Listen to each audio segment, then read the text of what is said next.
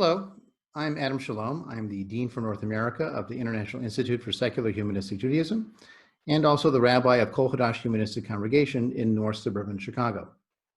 I am thrilled that you've joined us for this webinar on secular and humanistic Jewish education. And I wanted to begin by pointing out that we're coming up on Rosh Hashanah, the Jewish New Year. But I wanted to start by asking you if you noticed that there are actually 4 Jewish New Years. You may have known that, you may not have known that. But I want to share with you first a text that talks about this question of having 4 Jewish New Years. This is from the Mishnah, an early collection of rabbinic sayings and laws, compiled around the year 200 of the Common Era from the previous few centuries of thoughts. There are 4 New Years. The first of Nisan is the New Year for kings and for festivals. So if you're counting the reign of a king, you start with the first of Nisan, but also for festivals? Well, this is because in the book of Leviticus, in Leviticus 23, the first month of the calendar is Nisan, which is in the spring. Nisan is the month of Passover. But of course now, that's the 7th month in the rabbinic calendar, so it can't be the new year for everything. It has to be a new year for something. It's still in Leviticus, we can't forget it, but maybe we'll call it the New Year for counting kings and the New Year for festivals because it follows the calendar as recorded in the book of Leviticus. The first of Elul, which happens over the summer, is the New Year for the tithe of beasts. When you're counting the ages of animals, at what age is it a second year or third year animal for the purpose of tithing? Well, do you want to keep track of the birth dates of every goat in your flock? No. Let's pick a date and call that the birth date for animals. Rabbi Eliezer and Rabbi Shimon said that should be the first of Tishrei. So there's not even an agreement that that new year should count as the first of Elul. Now, the first of Tishrei, which in our calendar today, in the rabbinic calendar, is Rosh Hashanah, is the new year. That, in this rabbinic literature, it says, is the new year for years. That's when we change the calendar. This year it will be 5781. It's the new year for Shemitah, leaving the land empty every 7 years, or the Jubilee year on the 50th year. That's also marked on the first of Tishrei. It's also the new year for planting, if you're leaving fields fallow for a vow, or the tithe for vegetables and fruits and so on. So we have now 3 New Years. New Year's for king, the New Year for and festivals, the New Year for animals, the New Year for counting of years, and finally, the first of Shvat is the New Year for trees, according to one school, but according to the school of Hillel, the 15th of Shvat, what today we call Tu B'Shvat, and many of us know in our communities, Tu B'Shvat is the New Year for trees. Now, one of our challenges is to try to make this calendar's detail relevant to a secular and humanistic Jewish kid. Why is it irrelevant? Well, they don't live by these calendars. I mean, even the rabbinic calendar, they don't follow it on a day-to-day basis. They might not know what day it is in the Jewish calendar at any one day, or what year it is for that matter. And certainly keeping track of old Jewish calendars and surpassed Jewish calendars and tithing of animals Jewish calendars, how is that going to be relevant to them? I mean, it's clearly Jewish, but is it relevant to secular and humanistic Jews? That's the question we're going to explore today. Today's session is designed to talk about our philosophy of secular and humanistic Judaism, but also to understand how that impacts what we teach. And we have members from multiple communities participating in this program. We had over 60 people register, and I'm sure some others are going to watch it later on video. And I want to thank not only the International Institute for Secular Humanistic Judaism, which is putting on this program and employs me as the dean, but also our national supporting organizations, the Cultural and Secular Jewish Organization. They recently changed their name. I'm getting used to it. The Cultural and Secular Jewish Organization, and the Society for Humanistic Judaism, which has supported the Institute since its founding in 1985, and also supports its communities and provides resources and guidance and education for them as well. So in our movement, when we say we are not alone, we don't mean UFOs. We don't mean a personal God who intervenes in the world. We mean we have each other to draw on and to get strength from and to learn from. As I said, tonight we'll explore how our philosophy affects our youth education programs, both how we teach, and also we'll touch on a bit of what content we teach as well, how we choose from that Jewish library. Now I want to start with what hopefully is a very obvious example. In our classes, we would allow our students to ask questions. Okay, I can imagine educational settings where it's drilled into them, they don't get to ask questions. But in our setting, you are allowed to ask questions. Now, we say that's consistent with our philosophy on both sides. Of course, asking questions we think of as a Jewish value. Now, you're not required to answer a question with a question. You know, it's sort of a stereotype of Jewish culture. And we should also remember that in a traditional Jewish setting, there were limits on the kind of questions you could ask. You know, if you asked, did Moses actually write the Torah? You might get booted out of the house of study. So there were limits on the questioning in traditional settings, but still there was a sense of dialogue, asking questions. You think of the 4 questions of the Passover Seder as a famous example. So clearly asking questions is a Jewish value. It would be odd to have a Jewish school where students couldn't ask questions. But it's also for us a secular and humanistic value. We believe that people have the right and the responsibility to make up their own minds based on evidence and reason. So if we went into our classrooms and told our kids, you have to think this no matter what, and not give them a reason, or not even give them a chance to disagree, that would be philosophically inconsistent. We can give them the evidence, we can give them what we believe to be the case, but in the end, we want them to make up their own mind. That's part of our philosophic approach to life in general, and so that should also apply in a classroom setting. Let's start with an earlier question than that. Why do we educate people at all? I mean, in general, why do people need an education? Every society, every group needs education. We don't live by instinct alone. You know, I mean, you have a school of fish, but it doesn't work the same way as human schools. We need to be taught. We need to learn human culture and language and literature and technology and social dynamics.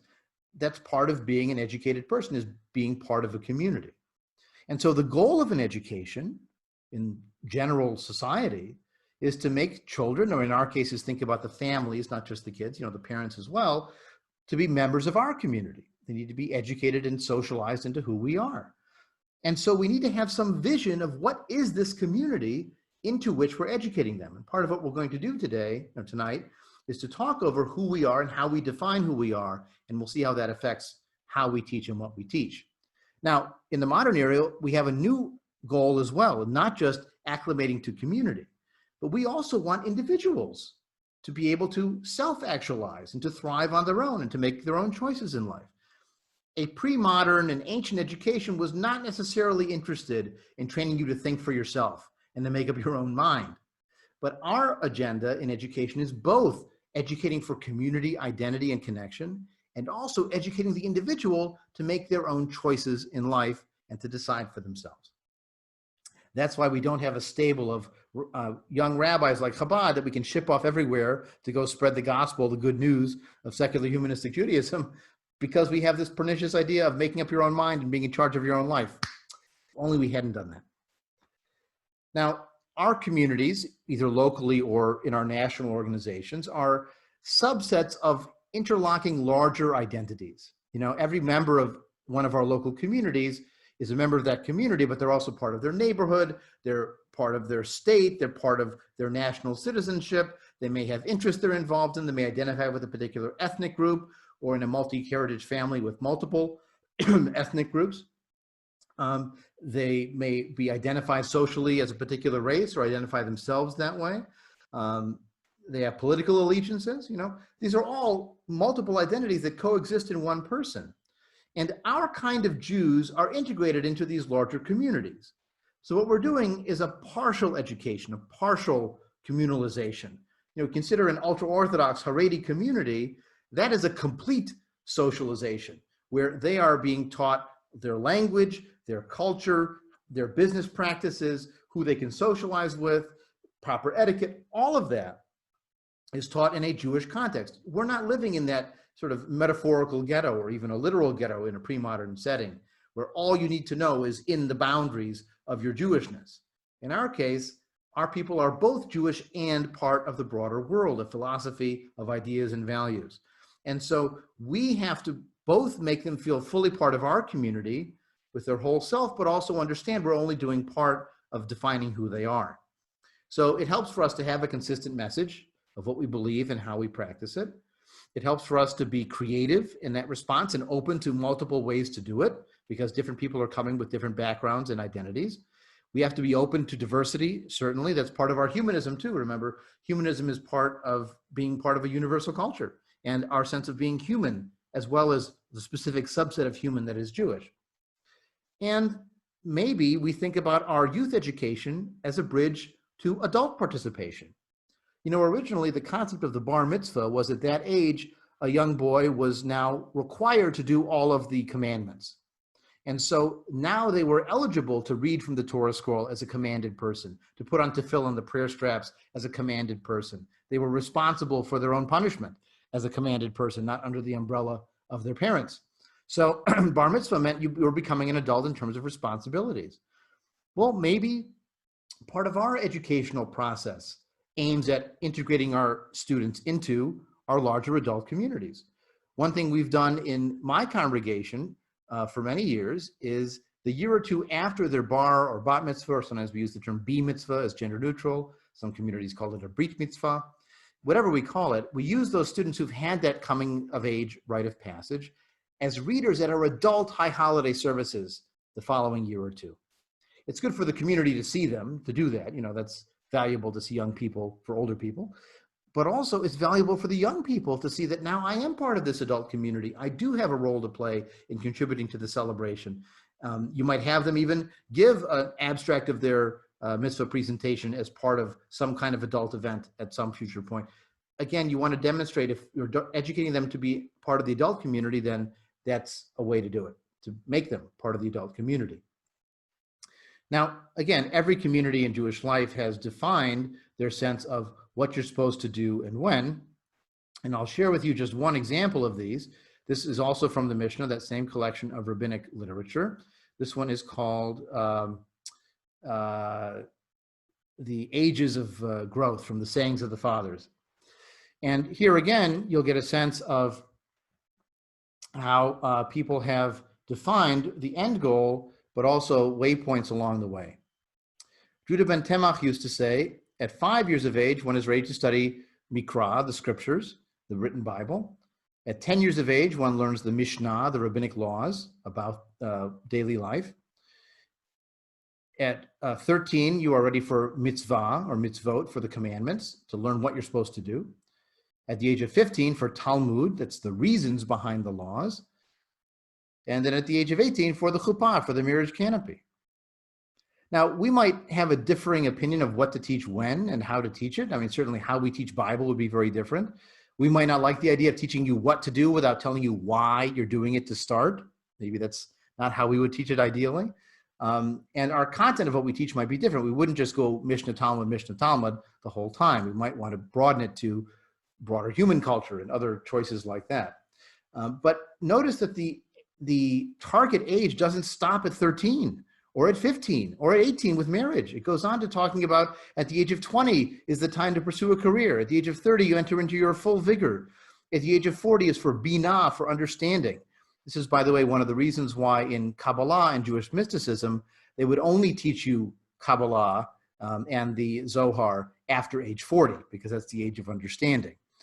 But the idea is you were expected to keep learning at the age of 50 for advice and so on. I mean, remember that scene in Fiddler on the Roof when Tevye is singing, "If I Were a Rich Man"?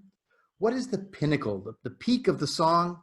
He says, "If I were rich, I'd have the time I lack to sit in the synagogue and pray, and maybe have a seat by the eastern wall.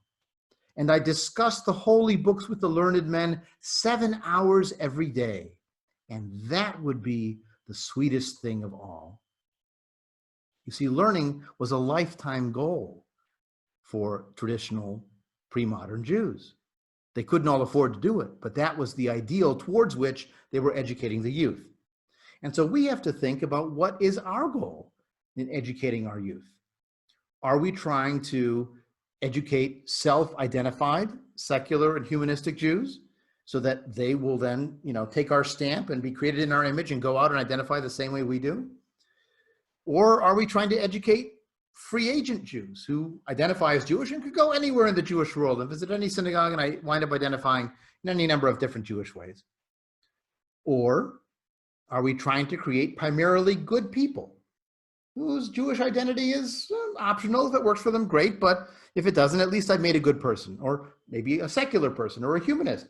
Maybe if our goal is making humanists or secular people, then we use Jewishness for context. But in the end, if they don't need it, then, oh, well, at least I made a secular person. At least I made a humanist. Or are we just educating free thinkers who get to make up their own mind on everything, even if they wind up rejecting us? If they say, I'm not Jewish and I'm not a humanist, do we say, Mazel Tov, we met our goal? Because they made up their own mind, even if they rejected us. So we have to think about what our target is so we know how to get there. That's part of the process of learning objectives. What's our goal? If we want to create self-identified secular humanistic Jews, it's going to be one direction. If we want free agent Jews, it's going to be a different content. If we have good people or secularists or humanists who happen to be Jewish, it's going to be a different content again as well. So let's take a look at one example of a way to define who we are and what we do, what our shared philosophy is. I'm going to show you what the Institute uses on its website, but my guess is most local communities and certainly the national organizations have versions of this that help try to define who you are and what you do. If nothing else, you got to be able to answer the question. If the prospective family comes to your school and says, what are you all about? You got to have some answer to this. So here's one version of this. Judaism is the evolving civilization of the Jewish people. It has been created, lived, and recreated in response to the needs and beliefs of each generation. In our days, we believe in the power of people to understand their world and influence it for the better. We celebrate human freedom and responsibility for our choices and actions. And we know that if justice is to exist in our world, we must create it together. Secular Humanistic Judaism is a cultural Jewish identity lived through this human-focused, non-theistic philosophy of life. So that's one version, trying to do it in a few sentences in one paragraph, generally using positive language, and trying to cover many bases, the idea of creativity, evolution, Jewishness as a culture, but also the secular and humanistic philosophy. Or another attempt in a bullet point form, this is by one of our founding thinkers, Rabbi Sherwin Wein. Judaism is the culture of the Jewish people, which includes many religious and secular traditions. A Jew is any person who chooses to identify with the fate and culture of the Jewish people. After the Holocaust, it is clear the meaning of Jewish history is that Jews must be responsible for their own fate. Every person is entitled to be the master of his or her own life, subject to the final authority of his or her own conscience, or their own conscience, we would say today. The power to achieve human survival, happiness, and dignity is a human power. These are all attempts to try to explain the Jewishness part, the cultural part, what we mean by secular and humanistic too. So I find what's very useful when I've taught this class for rabbis, for madrichim, for leaders, or for educators, is to take apart that terminology. If we call ourselves secular humanistic Judaism, what do we mean by secular? What do we mean by Jewish? And what do we mean by humanist? So we'll look at them as secular, then humanist, and then Jewish. So in the chat box, why don't you step up, get your keyboard open and type in some answers to how would you define secular? What do we mean by secular? If we're doing things in a secular way, or we have a secular approach to Judaism, or we ourselves are secular people, or how secular is used in the general world. What do we mean by secular? For those watching this later, I apologize that the chat and discussion portion on what it means to be secular was lost to the vagaries of internet recording. So I apologize for not having that part of the discussion, but I do somewhat summarize it in what follows. And so we pick it up with discussing what it means to be secular. Now, what's fascinating about this question is that not all of those answers are consistent with each other. If you just have a secular as a separation of beliefs, or allowing belief to be a private matter, as you think of in a secular public square, then, that isn't a purely naturalistic perspective. You could be a secularist in wanting a separation, but not necessarily have a fully naturalistic approach to life. At one time, actually, in the late Middle Ages, there were members of the Catholic Church who were called secular priests. It doesn't mean they were members of the proto-humanist associations. They were, in fact, people focused on this world, this life. That's what secular meant to them. So that's the naturalistic, this worldly perspective. For some people, being secular means non-authoritarian. You don't have a revelation. You don't have a religious law. You do it on your own. In Hebrew, for example, in modern Israel, they use the word chiloni. Now, ironically, Chiloni could also apply to a Reform Jew there, because it means they don't follow religious law. It's the opposite of dati. Dati means following religious law. So secularism can mean very different things to different people. And for some people, secular means I don't go to a synagogue, or the synagogue I go to once a year is Orthodox, but I live my life in my own way. There's a wonderful wordplay in Hebrew by the Israeli author Ari Alon, where he talks about the difference between rabbanut, which is the rabbinate, external authority, and ribonut, being in charge of your own life, self-actualization. And he plays one off against the other. In fact, we're the irony that in our movement, we have rabbis who encourage you to be in charge of your own life. That doesn't compute in that equation in modern Hebrew.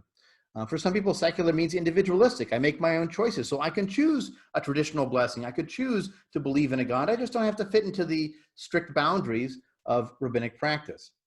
And for some people, it's even anti-traditional. You know, there's actually a category in Israeli thought, they sent a survey of anti-dati, anti-orthodox. I do it dafka just in order to get you mad. There was a Yiddish phrase, afsolochas, which meant you would sit on the synagogue steps on Yom Kippur smoking a cigar and eating a ham sandwich. That was just to throw it in their faces. And we do get members, by the way, sometimes, and even some of our leadership that's tempted in that direction. So one of our challenges is that secular has sometimes meant this lowest common denominator rather than a result of positive belief. For some of the early secular Yiddish schools, for example, in the first part of the 20th century, they used the Yiddish term weltlich, which means worldly in the sense of cosmopolitan, but also this worldly. But they also had a feeling of, we're not going to replace religious things. So if you wanted to have a bar mitzvah, go ahead, take your son to a rabbi, tutor him for 6 months, have a bar mitzvah. You want to go to Yom Kippur services, fine, go to the synagogue, go to Yom Kippur services. We here do secular Jewish culture, which is the lowest common denominator.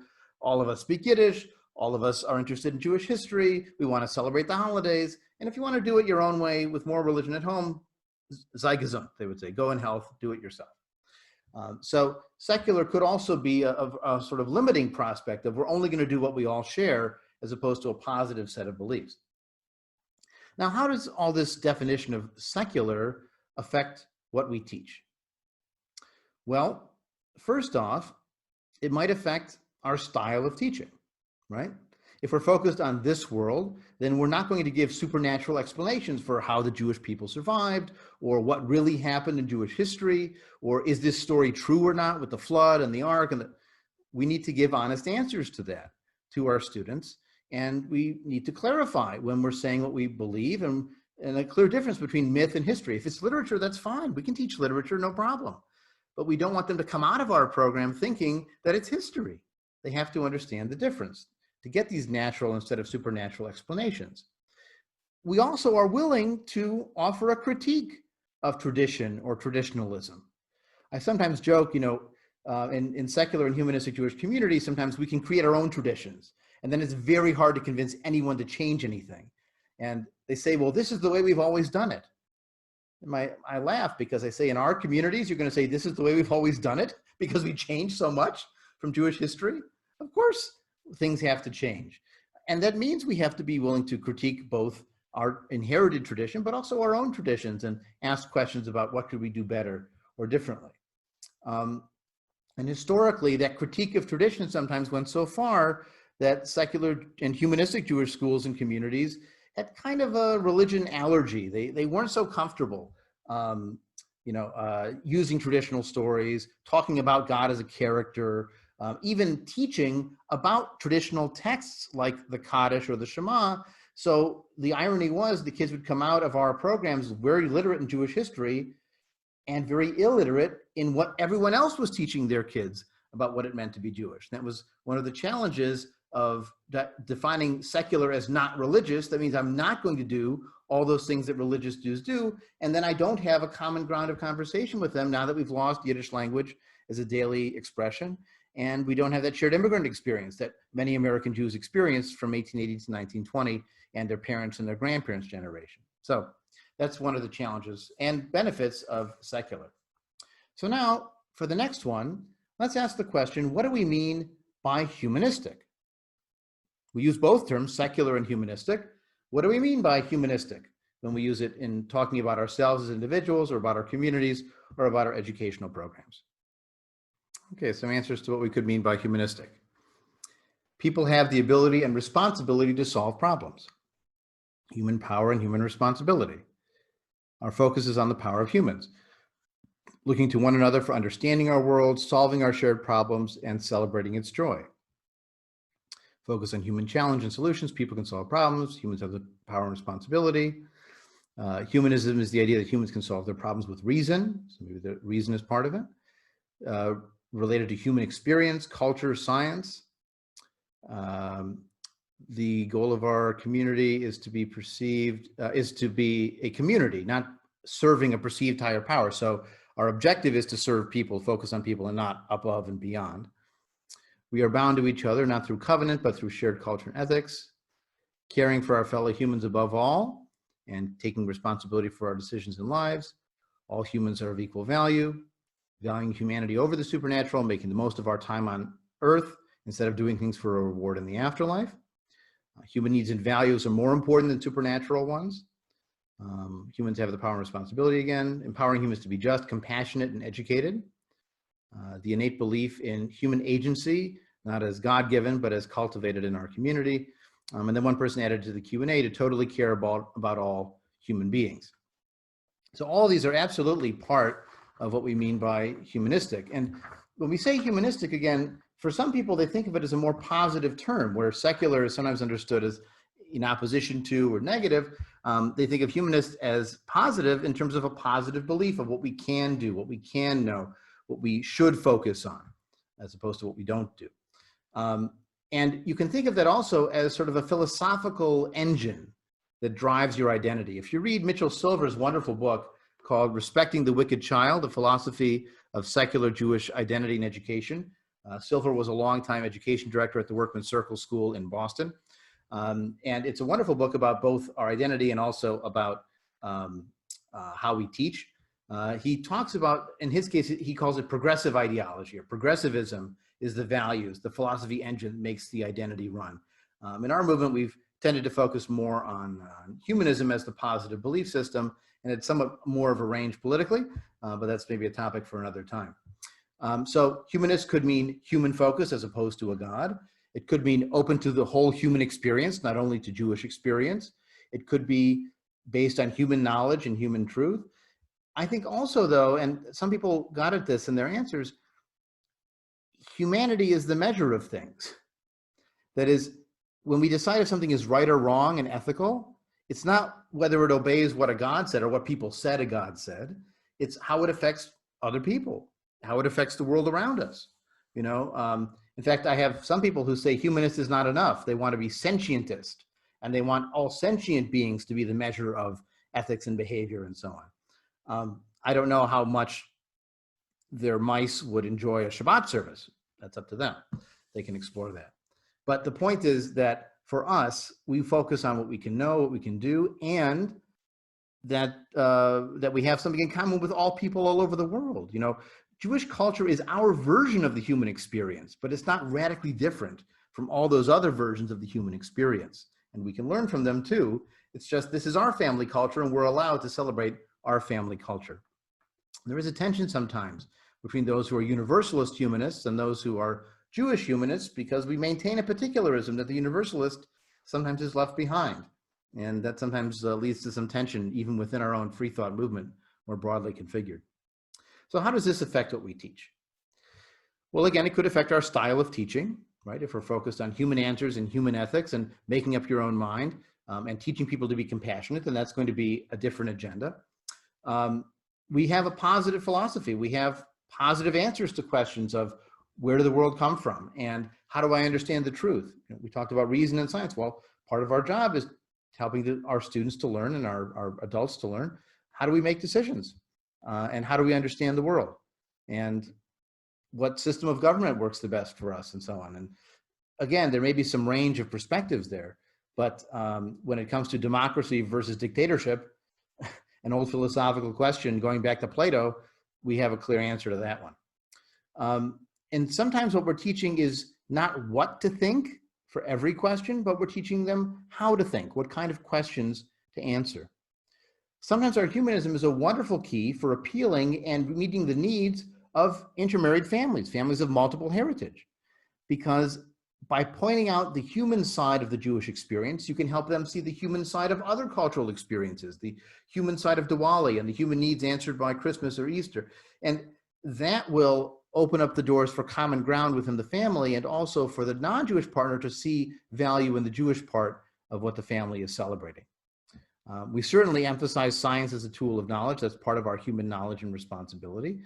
But people are coming to us for a moral education, for ethics. We can't simply leave it up to them. We have to provide some opportunities for community service or social action of acting on ethics in the world, as well as personal ethics and dealing with those deep questions. One of the questions we can ask on the content side is, should we have a history of humanism? Should we have classes on philosophers like Epicurus and Lucretius and John Stuart Mill and Bertrand Russell? I mean, maybe that would be useful because we're training people to be humanists. But we're also training to be humanistic Jews.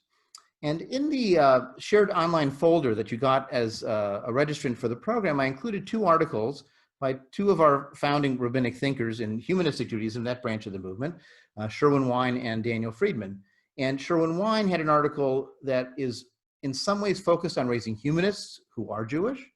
And Daniel Friedman's, as we'll see, is focused on raising Jews who are humanists. So here is that article, and I wanted to just highlight on the side, he's very explicit and didactic, that was his style. He has 4 specific goals. Our first goal is self-reliance, the ability to use your own power to solve your own problems. The second goal is rational decision-making. Good judgments are based on fact, not fantasy. The third goal is ethical action. We are not only individuals, we're part of larger communities. The fourth goal is to enforce self-reliance, reason, and ethical action with awareness and appreciation of the historical memories and culture of the Jewish people. So in some ways, Jewishness is deployed as a support for being a humanist. You know, if you had to pick that question of, are we raising Jews who could go anywhere, or are we raising good people who are humanists who may happen to be Jewish?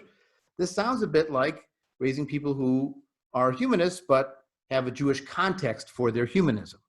That's the reference they use. That's the memories and the culture that reinforces those values. But in the end, the values, the philosophy becomes primary. So now let's think, we've talked about secular, we've talked about humanistic. We also call ourselves Jewish. What do we mean by being Jewish? So while you're chatting, I'm going to share a video. And this is a song many of you will know. It's called Oifen Pripachuk, and it actually has the lyrics this time. So you'll be able to see what it means. And you'll see it's all about education.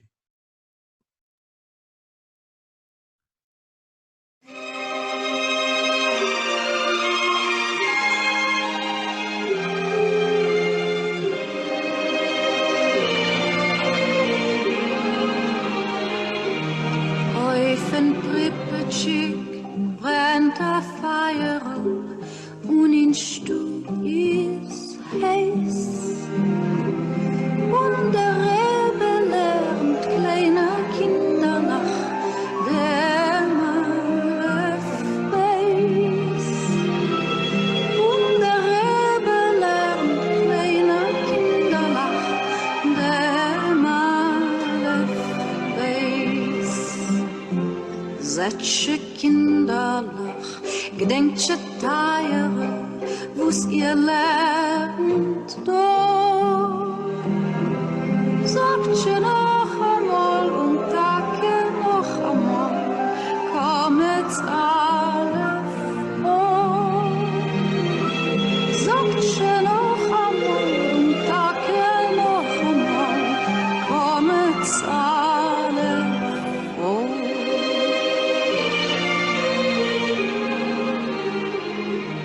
Lernt Kinderlach, lernt mit Freude, lernt dem Aleph Beis. Glücklich ist der Jid, wo's kennt die Teure und du's Aleph Beis. Glücklich ist der Jid,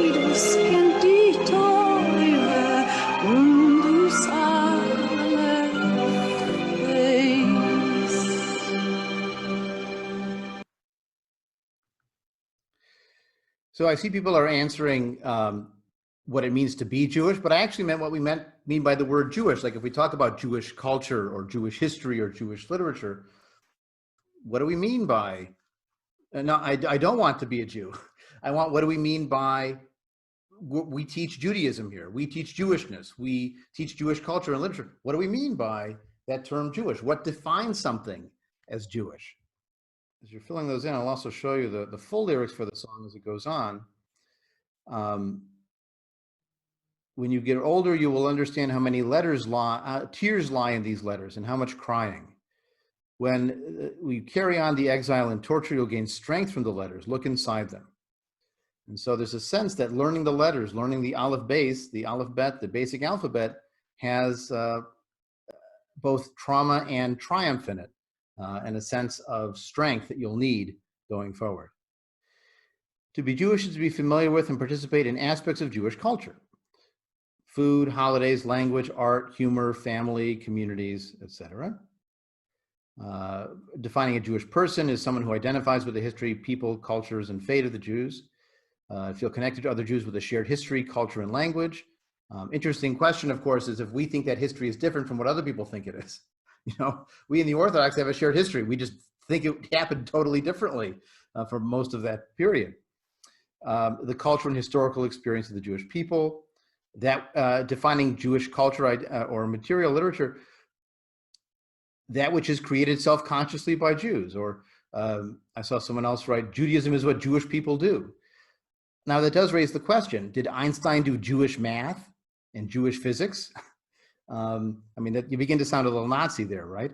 You know, this is the dilemma. If anything Jews do is Judaism or is Jewish, then we're trapped. We can't just do American culture. I can't just do math. Inevitably, what I'm doing is Jewish, if you define it that expansively. So maybe we find ways to narrow it down a bit to Judaism is what Jewish people do, thinking about what it means to be Jewish. I mean, again, it's very self-referential, but maybe it has to have something a little more focused. To be Jewish is to claim an element of Jewish ancestry or declare an affinity with the Jewish community. Now, of course, Jewish can also be things you do. That is, if a non-Jewish person makes a hamantash, is that a Jewish experience? Well, I mean, it's doing Judaism. It may not be being Jewish. And that's a whole new conversation in the sort of cutting edge Jewish community. So Jewish means identity, culture, history, race, and for some religious belief, and also, again, behavior, actions, experiences, memories. Shared identity, heritage, culture, carry the Holocaust on your back, examples like bagels, Israel, Yiddish, and Hebrew, dancing, singing, songs, and rituals, feeling an affinity with our past, our history, and cultures, and others who share that history. To love Jewish people and have a willingness to engage in Jewish texts. Do I have to love all of them? Okay. Personally identifying as and with Jews. And someone points out, to say what is Jewish is difficult. It's more than a genealogy and more than a set of values and traditions, because they've changed over time and sometimes contradict each other. Well, there has to be a commonality of some kind. Ethiopian Jews are different culturally than Sephardic Jews and European Jews in some ways, and in other ways they have a common literature with the written Torah. They have common holidays. They do them differently, but there is something that marks them as similar, even as there are other elements that mark them very differently. Artie Dorman says, if I make a pizza, I'm not Italian, though showing appreciation for an aspect of Italian life. Well, but if you're doing it as part of an Italian festival with your Italian spouse, is it an Italian experience? I think the line is fuzzy. You could make an argument either way. Jewish things are the things Jews do in our efforts to connect with the history, culture, beliefs of what we think of as Jewish. It's redundant, but oh well. So being Jewish is coming from a line of people who base their life on the Torah or who have that as their common literature. Another way to think about it, you know, a founding literature. Someone says Tikkun Olam, which feels like Jewish values paramount to them. Now, the irony is that Tikkun Olam originally had a very mystical connotation that had nothing to do with environmentalism or community service. And what many people think of as Tikkun Olam now is ethical action by other people too. You know, it's the flip side of the hamantash. If spinning a dreidel is a uniquely Jewish experience, it doesn't make you Jewish to do it, but you can have a Jewish experience by doing it. doing an environmental cleanup is not a uniquely Jewish experience. It might be motivated by Jewish thoughts for some, but it may not be further. So you understand that defining just as defining humanist was tough, just as defining secular was tough, Jewishness has become a real challenge in defining who we are and what we do, and who's included in that umbrella of the Jewish people. One of the chats commented on a group called the Black Hebrew Israelites, who define themselves as the true Jews and any white Jews as false Jews, and even as evil Jews. So this is, again, an interesting challenge we have today. So we might say it's connected to Jewish culture, Jewish literature. It was created by the Jewish people for the Jewish people. You think of it like Lincoln's Gettysburg Address. It could be part of the Jewish family. You know, you think of it like, if I'm in a family, I have an inheritance of all kinds of things, and some things are wonderful and I love them, and some things are old and musty and I can't use them, and other things could work for me but need a new frame or a new setting, and then they'll work in my house. You know, that whole attic I inherited is mine, but my house is still my house, and I can still make choices about what to include in my Judaism that may not be all of what I've inherited as Jewish. You could define Jewish as on the spectrum of Jewish religion, and just define secular as one end of that spectrum. You know, we answer questions too. We have perspectives on Jewish holidays. We have a sense of a deeper meaning in life, maybe coming from our philosophy rather than supernaturally. So maybe we are on the spectrum of Jewish religion, just on one end of it, as opposed to off the deep end, which is another way to think about it. And this does raise the question for us: if we want to do Jewish things, what content are we going to include? So the next article I gave you in the shared folder was one by Daniel Friedman, which explored that question of what kind of Jewish content do we want our students to have. Now, this is his version of it. There are many other versions of that content. We'll talk a little bit more about that near the end. But what he offers here is a concept that they need to be Jewish plus to be humanistic Jews. The common misunderstanding is that it's easier educating humanistic Jewish children than Reform or conservative, because our common sense ideology is less abstruse and we're not obliged to study traditional texts or transmit traditional beliefs. Not believing in the divine authorship of the Bible, for example, we are free to ignore it in our curriculum. Not concerning indoctrinating our children with theism, we can dispense with discussions about God and prayer and forget those texts. But he says the contrary is true. They have to understand where it comes from. We have to expose them to be part of the larger Jewish world in which they live. We must expose them to the beliefs and practices of, quote, conventional Jews, even though we do not advocate they themselves conform to these beliefs and practices. We distinguish between teaching the belief in God and teaching about God. And to understand the significance of humanistic Judaism, you have to understand the Judaisms out of which it arose. Knowledge of biblical, rabbinic, and Reform Judaism will enable students to appreciate the richness of Jewish experience and the boldness and validity of humanistic innovations. I often use the example: if you grow up in a humanistic Jewish community that sings Na'aseh Shalom, we will make peace, which is an evolution out of the traditional Oseh Shalom, he will make peace, you think your version of Na'aseh Shalom is the real version. And you go to another synagogue for a bar mitzvah for a neighbor, and you come back and say, they're singing it wrong. But what actually is happening is that you're not getting the joke. You know the punchline, but you don't understand where it came from. So part of our challenge is that we want them to be literate in Jewish culture, which includes parts of Jewish culture that we don't find as meaningful, or that we don't take as true. So even if we do study Bible stories, we're not going to study them with a sense of truth and historicity that other movements will. We're not going to drill our kids to be able to recite prayers if they go to another synagogue. That's not worth the limited time that we have. But on the other hand, if they've never heard of what a Kiddush is, or what a Kaddish is, or what the Shema is, or what secular or humanistic versions of a Shema might be, then we're putting them out them somewhat culturally illiterate. And this is an ongoing debate in many of our communities which don't teach the Aleph base. Remember, Oif and Pipachek is all about learning how to read Hebrew. Kometz, Aleph, Aw. That's how you read the letter in that vowel. Well, we're putting people out there who go to other synagogues who can't even read anything on they couldn't even pronounce what's on the walls or in the books, even if they don't know what it means, because many of the Reform Jews don't know what it means either. But we're literally producing illiterate people if we don't teach them even Aleph base. So this is part of our challenge in the Jewish side. We want it to be consistent with humanism, consistent with our secularism, and still give them a sense of cultural literacy. Now, is it cultural literacy to go into any synagogue in the world and pray? Probably not. But is it cultural literacy to feel at least some affinity with parts of the Jewish world? There was a statement attributed to an African slave in Rome who once said, "Nothing human is alien to me." And then centuries later, supposedly Franz Rosenzweig said, "Nothing Jewish is alien to me." I would say, in my experience, I would love the approach of nothing Jewish is entirely alien to me. There are some parts of Jewish life that are very alien to me, but they're still part of my cultural literacy, my attic that I've inherited, and I have to decide how much to convey and how much not to teach. Now, this has been an eternal debate in the secular Jewish world. I'll bring you just one document to demonstrate that, and this is a recording of early discussions in the Workman's Circle movement in the 1910s and 20s, talking about what they want to teach and how they want to teach it. One of the challenges they faced was that it's simply hard to do this with the traditional elements that are there. So, for example, if you're looking at the second column from the right end, where they're talking about what to teach in a secular Yiddish conference at the bottom of the page.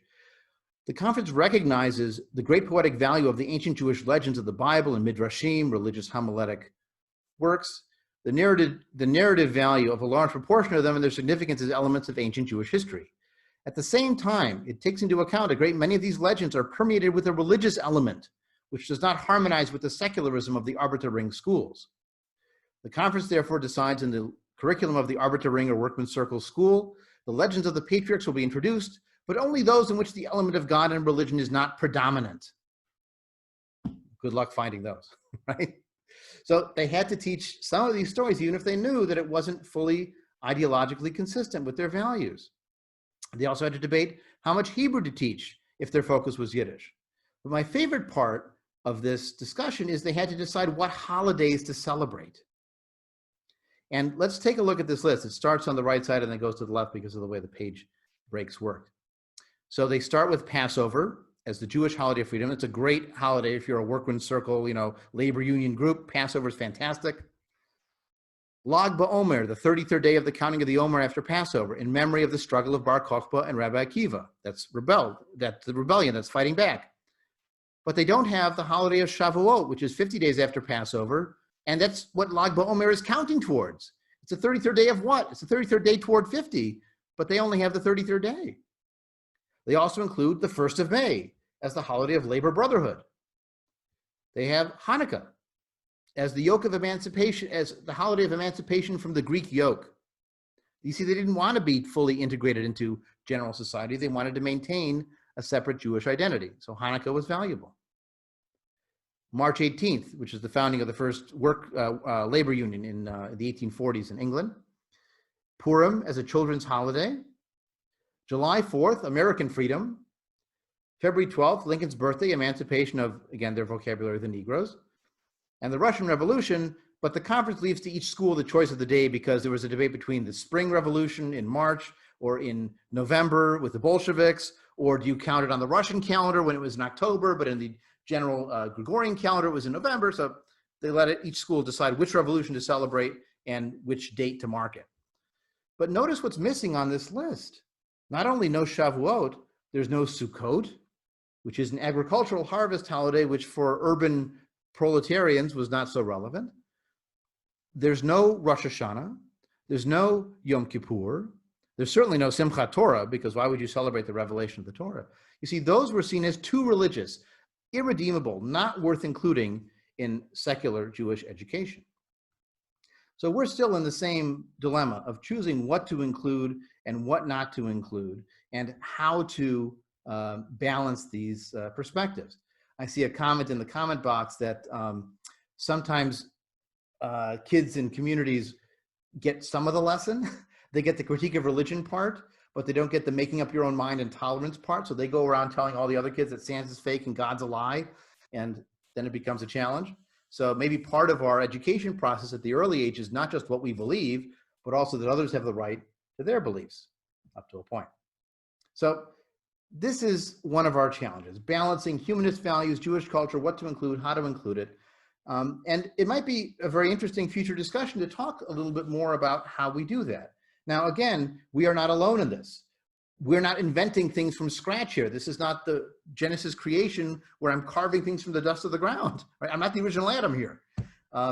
There are, in fact, plenty of examples of curriculum materials, textbooks, even overall design curricula that our national movements have created. Both CSJO and SHJ have resources for this. Some of them are on their websites. You might find some educational material on the Institute site as well. And for communities that are affiliated with the movement, they can draw on those resources and the expertise of people involved in the movements, whether it's me or other people who are able to help with these kind of questions of how to choose and what to choose and what meaning we ascribe to those holidays. Again, both CSGO and SHJ have publications that give you humanistic and secular approaches to these holidays and ways we can find meaning in them and certain of the symbols in them and what pieces may be challenging for us to include. So again, you don't have to start from scratch and do it by yourself. Now, that's part of the content side. And I want to touch briefly also on the question of how what we do can be a Jewish educational experience. And there's a wonderful essay on this in that shared folder. We're not going to look at it in detail, by Peter Applebaum, which I believe he wrote for Folkschool in Philadelphia, though I'm not positive. And he gives wonderful examples of what a Jewish educational experience would be. For example, the Passover Seder is a Jewish educational experience by style. The asking of questions, the putting of foods on the table and then asking what these foods symbolize, the smells, the wearing your robe and your shoes dressed to go, the reclining on the pillow. All of that are different ways to teach. It's a wonderful multi-sensory educational experience for kids, but also for adults. And the idea of exploring and discussing and asking more questions is built into the traditional Passover observance.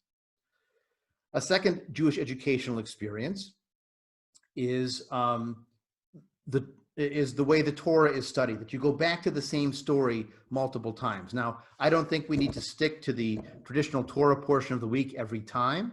I don't think that we need to be sort of slavishly tied to that. But the idea of reading the same story at different ages or for different purposes or at a different point in your life cycle, I think is really valuable. I mean, I'll give you a general example. I read Catcher in the Rye when I was in 9th grade, and I really didn't like it. I read it again maybe 5 years ago, and I still didn't love it, but I got it a lot better. You know, you're a different person when you read it, so the reading is a different experience. So if you learn the Adam and Eve story or the Noah story when you're in kindergarten, 1st grade, 2nd grade, it's going to be very different than when you read it in 7th grade and learn about the different sources that were combined in the story and how other cultures have flood stories too, what parts were borrowed from the Epic of Gilgamesh. And you can really get a much deeper understanding of the story when you come back to it later. So that's also a Jewish educational experience. Another example that might be valuable for us is the Talmudic example of, again, study, but also multiple dialogues with multiple generations and people, having a core text and offering a commentary to it. So here's an example of a worksheet that I've used with 6th, 7th graders, but might work even younger. So the idea is you can make your own Talmud page. There's a very basic statement coming out of the Mishnah, that early collection of rabbinic law, on 3 things the world stands: on justice, on truth, and on peace. And so the first student fills in number 1. What do they think this means? Or what does this remind them of? Or can they think of an example where this is true? Or what do they disagree with this? What's limited and what's missing here? Then you pass it over to the next student, who's number 2. And they fill in their answers on the side, even sideways to the text. And they can comment on the original one, or they can comment on what number 1 had to say. And then you go back to number 3. And you pass it on again. And number 3 can comment on the original text or on 1 or on 2 or come up with their own ideas. And so this is a way of exploring the idea, talking about ethics, and I would argue a humanistic ethic, but also doing it in a format that tells them something about how the Talmud works. And so it's a Jewish cultural experience in how Jews learn, not just a content-based question of exploring what it means to say the world is based on 3 things. And finally, another example of Jewish learning experiences is being creative. You know, part of our approach says that Judaism was made by the Jews and changed over time. So what would you change, you ask your 5th graders? If you had to write 4 questions for the Passover Seder, what would you ask? as one example, there's a wonderful archive of Israeli ceremonies at a kibbutz called Beit HaShita, which collected all the creative Passover Haggadot and New Year's festivals and Sukkot harvest events and all this cultural creativity of the kibbutz movement, most of which was largely secular and a lot of which was socialist and Zionist. And they have an English language site too as well, by the way. The website is Chagim, CHAGIM.org.il. And if you go there, you can see a link for English and go visit that there. But in any case, one example they gave when we toured this in a recent trip that I led was the kids would ask, why on all other nights do we eat in the Chadar HaOchel, in the cafeteria, and tonight we're eating divided by families instead? They looked around themselves at the Passover Seder and they saw something different. And so they asked a question about it. So why not make new 4 questions or 8 questions or 16 questions that ask new things about what's different about tonight? Take that Mishnah text about what age do you learn different things, and what age would you define as times to learn things, times to go through transitions. So going back to that idea of the 4 years, and to some extent this will answer one of the questions in the chat where it says, you know, how do you educate about a holiday that you don't observe, and the idea of cultural literacy? Well, let's think about those Jewish 4 New Years. How is it relevant to us since we don't live by that calendar? Well, for one thing, you can demonstrate the principle of the evolution of culture and the evolution of the calendar and how it changed over time and how later generations had to incorporate the older versions and the newer versions. So the priests who wrote the Torah calendar in Leviticus were superseded by the rabbis, but the rabbis couldn't totally chuck that calendar. They had to incorporate it into their own, and because of course it was in the Torah. So they then went back and had this new year for the festivals that they add in their list in Mishnah Rosh Hashanah. It also shows how calendars change over time. Even our calendar has changed, the Julian calendar to the Gregorian calendar. There are many calendars all over the world. That's the humanist side, right? Jewish communities were often defined by their calendar choices. Look at that example of the secular schools deciding which holidays to celebrate. Or think about the Dead Sea Scrolls community, which had its own calendar based on the number 50. It's often called the Jubilee calendar because it's described in a book called the Book of Jubilees. That's very different from the kind of calendar we do today. Pointing out to your kids, the calendar is a human invention to mark the passage of time. Show them the Islamic calendar. Show them the Hindu calendar. Show them the Mayan calendar. You know, give them a sense that this is a human invention to describe the universe. So it has its limitations, but also it's a commonly asked question. And this is our Jewish calendar version. After all, I would bet you almost all of secular and humanistic Jewish communities use the Jewish year. You know, we're coming to year 5781. Now, traditionally, that's 5,781 years after the creation of the universe. But we don't believe that.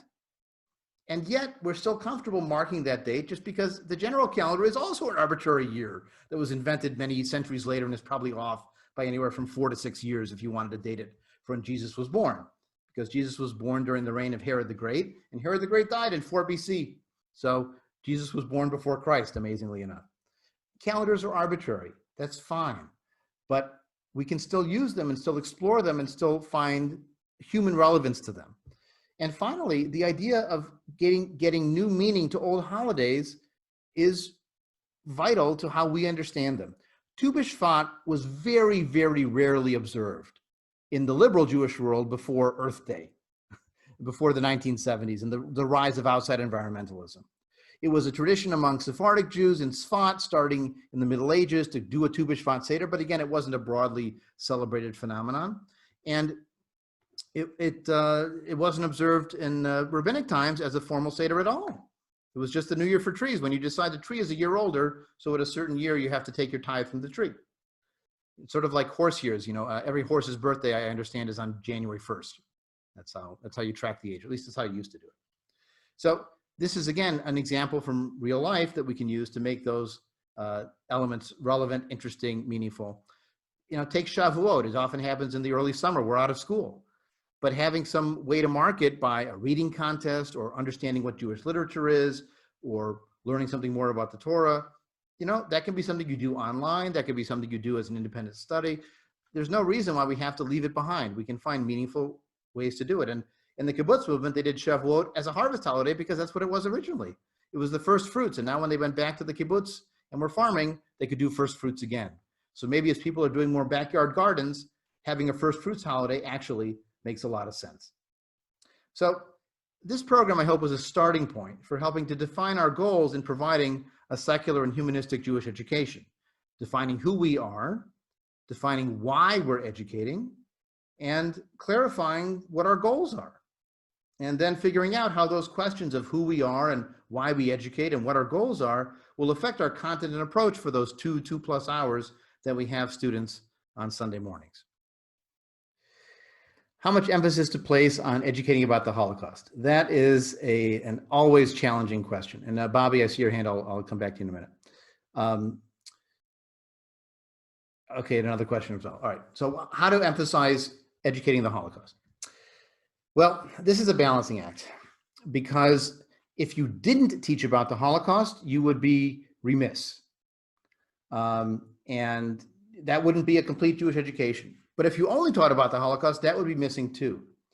I once gave a program for an adult learning center in the Chicago area, and one of the women who was there was very proud that she had been instrumental in getting the Holocaust taught as a standard curriculum item all across the state of Illinois. And she said, there are people in Southern Illinois who've never met a Jew and they're learning about the Holocaust. I said to her very respectfully, I said, you know, I think it's valuable for people to learn about the Holocaust. If I were picking the top 10 things I want people to know about Jews, I would want them to know the Holocaust. If I were picking the top 5 things, I would want them to know that. Maybe even the top 3. But I don't know that I want them to have that as the one and only thing. So this is part of the challenge, that we want to teach about it, but we have to find the right balance. So I think a year's education may be valuable. Of course, it will depend on at what age you want to teach it. Generally, I would suggest not before 6th or 7th grade. And it depends on what context you teach it. Do you teach it as part of sort of Enlightenment, emancipation, and Holocaust? Or do you teach it about a question of figuring out how best to convey it in the context of the Jewish experience? I mean, some might do a Holocaust in Israel year and do those as a combined process.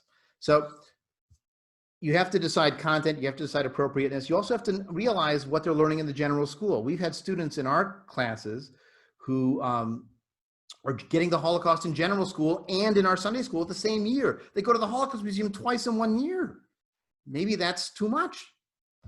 So it is a delicate topic that you have to be careful. And you also want to be careful about the messages you're conveying with it. You know, if the message is everybody hates us, well, that's not, I think, accurate for today. If the message is anti-Semitism is dangerous, that's true. And that is a relevant message for today. So this is a more complicated question. I see other people asking questions about what to teach about Israel and so on. Yeah, again, the question of what we teach and how much we teach, for the rabbinic class, that's a whole other hour-and-a-half session. We go through a brainstorming of what are the best topics to teach and how much to teach them at what ages and so on. So we won't have time today to go through all of that. But you know, Israel is certainly a complicated issue worthy of its own conversation. So maybe it would be worth it doing you know, future programs to talk out some of these issues, or again, look at some of the curriculum materials that the national organizations provide and get a sense of how they approach those kind of questions. In the chat box, I see somebody's referencing Michael Praval's book on Bible stories for secular humanistic Jews. It is for sale by the Institute. You can also get it as an ebook online.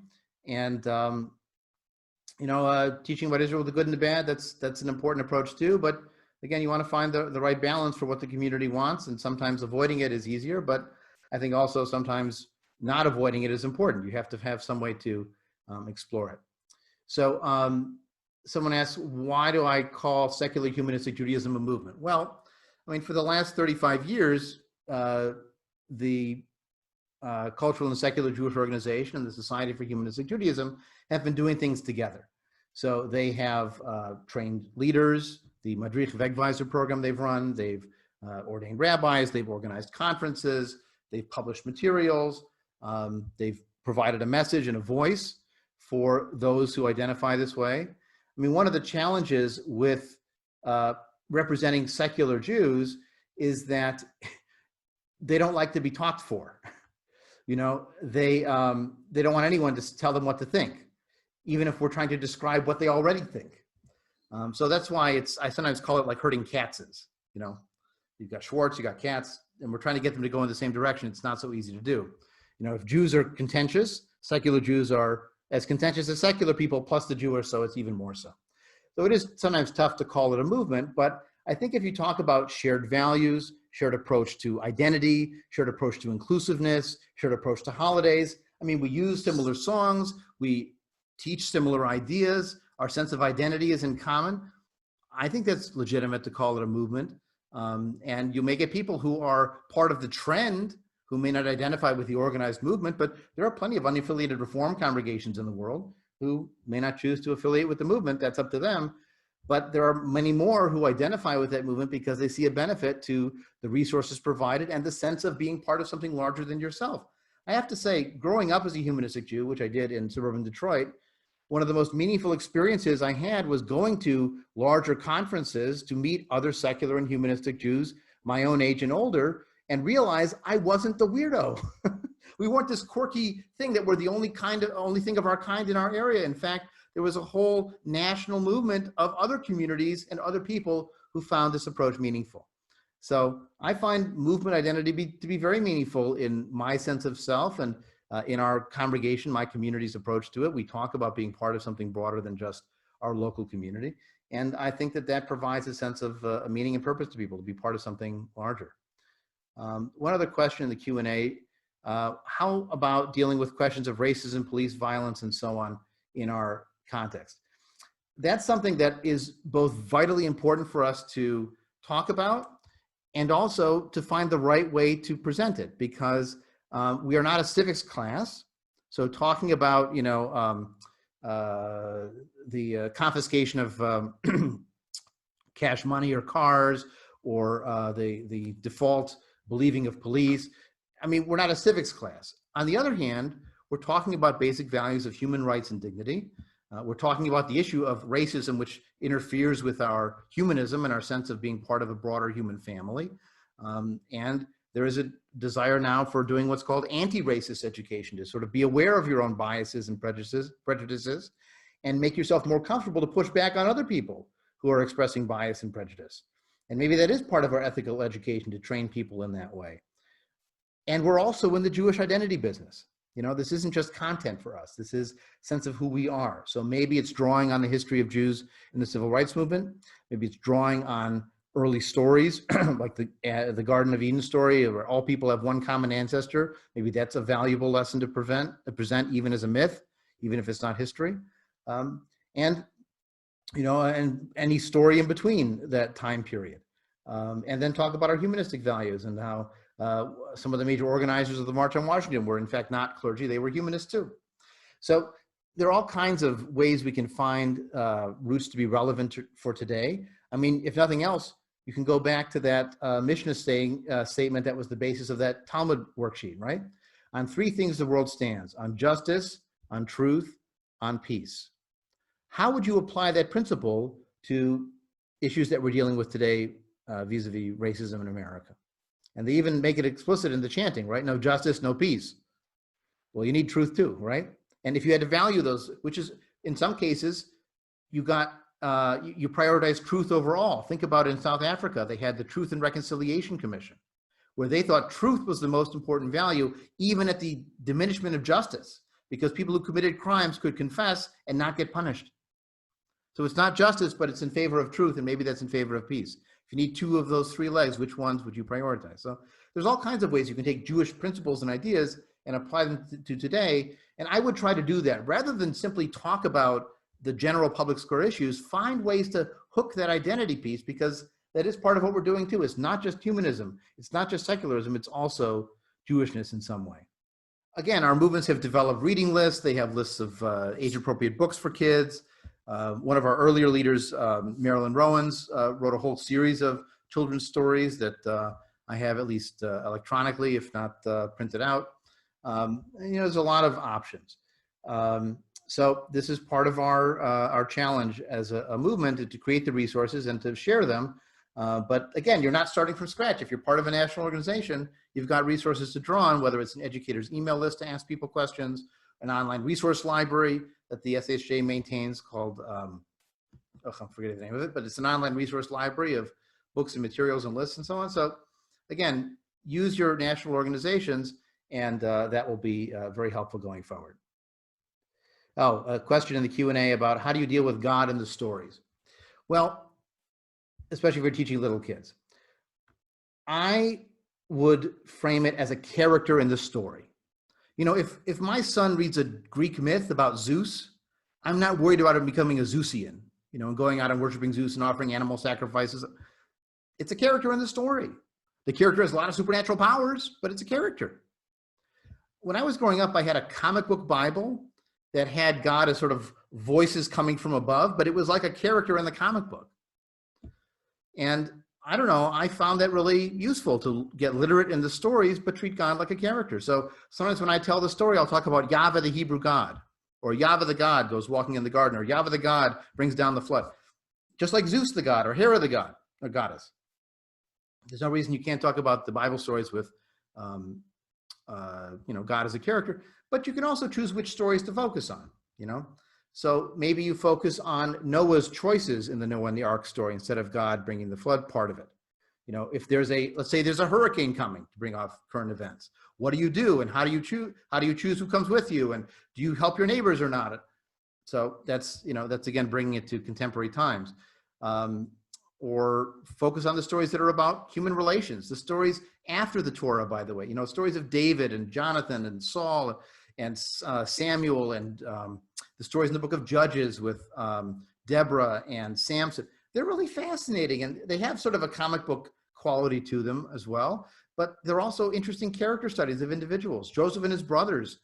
God is like the, you know, the loudspeaker from the dream interpretation. He's not intervening in the world.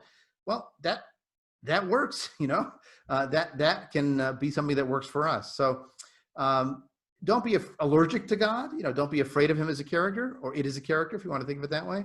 But also there's plenty of material if we look beyond the traditional stories that everybody thinks of that might find much more interesting questions for us. I even go through with my 7th graders the book of Job in a very simplified version, because it asks profound questions of how do you make sense of the fact that bad things happen to good people? And just because we don't agree with the answers given in the Bible that you can't ask the question, or other stories that say the righteous are rewarded, don't worry about it. We disagree with that, but we still ask the question. We still need an answer for that question. And so sometimes the stories in the Bible open up the questions. Even if we disagree with their answers, we can still ask the questions and find our own. I'm very glad everyone was able to be here, and hope you stay safe and have a healthy and happy new year.